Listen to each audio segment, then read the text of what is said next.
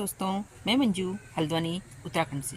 दोस्तों, कुछ पौधे सर्दियों में खिलते हैं, कुछ पौधे गर्मियों में खिलते हैं और अधिकांश सर्दियों में खिलने वाले ऐसे पौधे होते हैं जो सीज़न होते हैं कुछ समय बाद ख़त्म हो जाते हैं। पर कुछ ऐसे पौधे सर्दियों के होते हैं कि जो आप एक बार लगा देते हैं, एक बार ले आते हैं अपने गार्डन में, बार बार लाना नहीं पड़ता। तो आज की वीडियो में मैं आपसे बात करूँगी, ऐसे 11 से ज़्यादा पौधों के नाम बताऊँगी जो विंटर में फ्लावरिंग करते हैं और बहुत सुंदर तरीके से, तो और हमारे पास जो है बार बार लाने की ज़रूरत नहीं पड़ती। तो मैं उसी में सबसे पहला प्लांट दोस्तों आपको गुलदावरी का दिखा रही हूँ।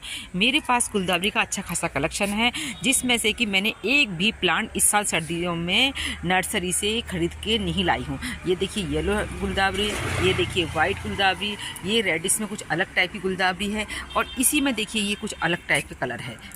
ये देखिए एक डिफरेंट कलर ये है, टोटल अलग कलर ये खिलने वाला है और ये फिर येलो निकलने वाली है, ये टोटल वाइट है, ये एक कलर ये है। तो मेरे को भी अभी और भी मेरे पास बहुत सारी हैं, तो अभी ये मुझे खुद ही पता नहीं रहता मैं कहाँ कहाँ से कलेक्शन करती रहती, जहाँ मिला मुझे जिस तरीके से, तो मैंने एक ही कलेक्शन करा, तो कलेक्शन के बजाय तो ये प्लांट मेरे पास चलते रहते हैं। तो मैं गुलदावरी के प्लांट में ढेरों जो दिखाए आपको।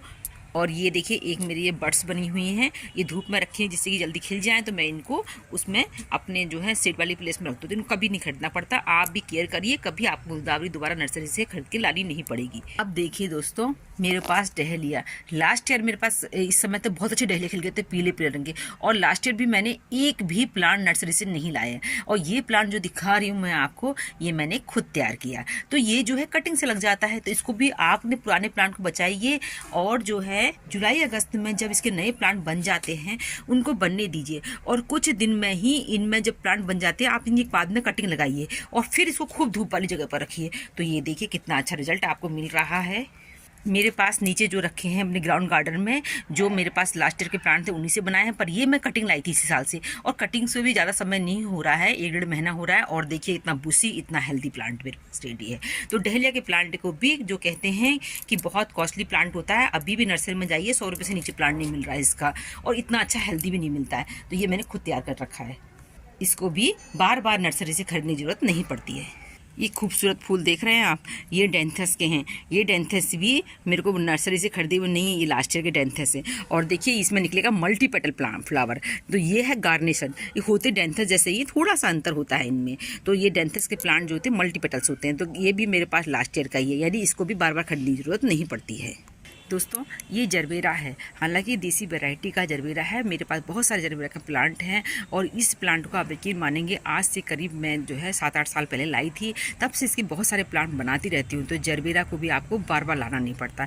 इसी तरह साक्षात परिणाम देख लीजिए आप, फ्लॉक्स के भी तो आपने एक बार लगाए होंगे, तो उनके सीड से ही आपके गार्डन में सीजन आने पर नए नए प्लांट तैयार होते रहते हैं। तो फ्लॉक्स को भी आपको खरीदना, वैसे तो ये फ्लॉक्स वगैरह के प्लांट मैं नर्सरी में देखती भी नहीं हूँ, इनको तो सीड से ही ग्रो करना पड़ता है। दोस्तों, ये नेस्टेरियम है। नेस्टेरियम तो आपके गार्डन में इतने प्लांट तैयार हो जाते हैं कि आपको उखाड़ उखाड़ के भी कई बार फेंकने पड़ते हैं। तो नेस्टेरियम कभी दोबारा लगाने की जरूरत नहीं पड़ती है। अब कुछ समय के बाद नेस्टेरियम वगैरह, जैसे जनवरी का महीना जब आएगा, ये खिलने लग जाते हैं और बहुत सुंदर फूल, बेल वाले भी होते हैं, बहुत तरह के होते हैं नेस्टेरियम। मेरे इस प्लांट की एज तो 8 से 10 साल हो गई है।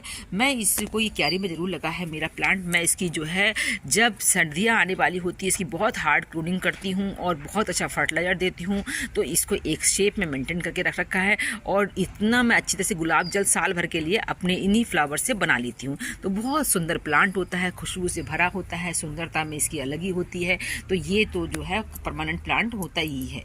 दोस्तों, ये एचिमेनेस लॉन्गीफ्लोरा है। जब सीजन खत्म होगा आप सोचेंगे कि आपका प्लांट मर गया है, ये मरता नहीं है। इसके नीचे बल्ब होते हैं, और इसी पॉट में आप दूसरे प्लांट गर्मियों के लगाएंगे तो बाद में जो है आपको, जब इसका, ये तो सीजन में बल्ब रह जाएंगे प्लांट खत्म होने का, तो जब इसका सीजन आएगा ना अक्टूबर नवंबर का, फिर से आपको इसके नए नए पौध जो है गार्डन में मिलेंगी। तो ये प्लांट भी कभी दोबारा लाना नहीं पड़ता। ये देखिए, इसको सलाद पत्ता और लेटुलस प्लांट भी कहते हैं। दोस्तों, ये कोई सोचे, आपको लग रहा होगा कि नर्सरी से लाके मैंने लगाया, नर्सरी से लाके नहीं लगाया। ये मेरे गार्डन की ही देन है।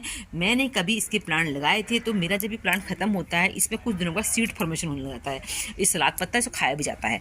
तो इसको जो क्या करती है, मैं इसके जो प्लांट सूखता है उसी को इस किसी न किसी पॉट के नीचे डाल देती हूँ, जिससे कि उस पर जो सीड्स होते हैं समय आने पर इस तरह की पौधा आपको मिल जाती हैं। अब मुझे ये निकाल के लगानी है, ये लगा के बाद में मेरा वैसे ही नए प्लांट इसके तैयार हो जाएंगे। आप जी मिलिए हमारे जेरेनियम से। ये जेरेनियम भी नर्सरी से लाया हुआ नहीं है।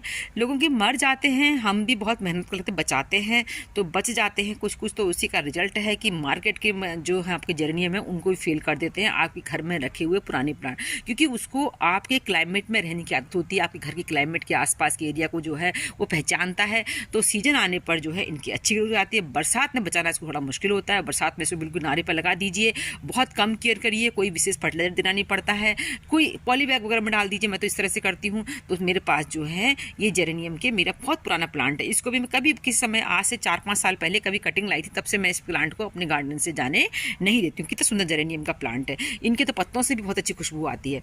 और इसी तरह से हमारे कलंचो हैं। कलंचो की हमारे यहाँ बहुत शिकायत है। कलंचो हम थोड़ा कम बचा पाते हैं, फिर भी देसी कलंचो बचा ही लेते हैं, क्योंकि हमारे इसमें एक इंसेक्ट लगता है जो सिर्फ पत्तों में घुस जाता है और पत्तों को खा जाता है। तो इस बार के जो है कलंचो भी जो है जो लोग बचा लेते हैं, इसको भी कभी विंटर में ही फ्लावरिंग करता है, पर कभी दोबारा खरीदने की जरूरत नहीं पड़ती है। अब आते हैं हमारे पॉइंसेटिया। पॉइंसेटिया भी ऐसा प्लांट है जिसको कि आप दोबारा नहीं खरीदते हैं। इसको भी अगर ले आते हैं, सही तरह से केयर करते हैं, तो इसको जो है आप बचा ले जाते हैं। और ये भी सालों दर साल, क्योंकि इसको जो है नया प्लांट लाते हैं तो वो जो है काफ़ी कॉस्टली आता है इसका, तो ये भी साल भर साल चल जाता है। मैरीगोल्ड तो मेरे गार्डन से लगभग कम ही जाते हैं। मई जून की गर्मी मैंने अपने गार्डन में बहुत सुंदर मैरीगोल्ड खिले हुए दिखे हैं। बस मैं ये करती हूँ, जैसे मेरा प्लांट थोड़ा ख़राब होने लगता है तो उसे कुछ ना कुछ कटिंग लगाती रहती हूँ। तो इन कटिंग से मेरे पास ये जो प्लांट खरीदा, ये सीड से भी ग्रो नहीं हुआ है, खरीदा भी नहीं है, और सिर्फ ये जो है कटिंग से तैयार प्लांट है। तो कटिंग से जो है आप जुलाई अगस्त में लगाते रहिए, और जो है जब सितंबर अक्टूबर के आसपास महीना आता है तो इसको जो है पॉट्स में शिफ्ट करिए, तो ये जो है आपके यहाँ चल जाते हैं। इसी तरह बात करते दोस्तों बिगोनिया की। करीब इस बिगोनिया के प्लांट को मैं अपने बहुत सारी वीडियो में दिखाती हूँ। ये बिगोनिया के प्लांट मेरे पास बहुत पुराने हैं, तो इन्हीं की कटिंग से बनाते रहते हैं। ये प्लांट भी आपको बार बार खरीदने की जरूरत नहीं पड़ती है, बस बहुत ज़्यादा बारिश में इनको फंगस का डर रहता है, वरना ये प्लांट जो हैं बहुत हार्डी होते हैं एक तरीके से। ये देखिए कितनी सुंदर वेराइटी है इसकी, ये भी बहुत सुंदर चलता है। तो दोस्तों नेक्स्ट प्लांट देखिए, ये है ऑर्नामेंटल कैबेज।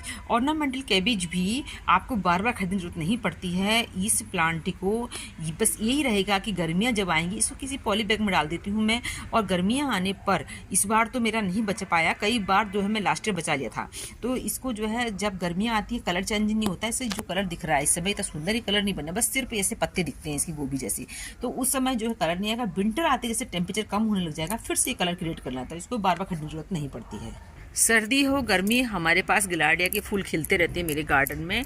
तो गिलार्डिया के प्लांट को भी मैंने तो बहुत साल पहले कभी इसके सूखे फूल लाए थी। इनको भी कभी दोबारा खरीदने की जरूरत नहीं पड़ती है, बस इसके सूखे फूल गिराते रहिए, जैसे इसमें काट देंगे। और उसके अलावा जो है दोस्तों, ये कटिंग से भी लग जाता है, पर इस समय सर्दियों में इसकी कटिंग नहीं, इस समय तो इसके जो फूल होते हैं उन्हीं को आप बिखरा देंगे तो फरवरी मार्च में आपको नए प्लांट इसके मिलते हैं, तो इसको भी खरीदने की जरूरत नहीं पड़ती है। ये मेरा हॉली हॉक है जो फ्लावरिंग पर आने वाला है। हॉली हॉक भी मैंने कभी दोबारा से, मैं तो इसे सीड भी नहीं लाई थी खरीद के, कहीं से इसके सूखे फूल लाई थी, तो इसको भी मैं कभी दोबारा नहीं खरीद रही हूँ। ये भी मेरे पास हर साल बना ही रहता है।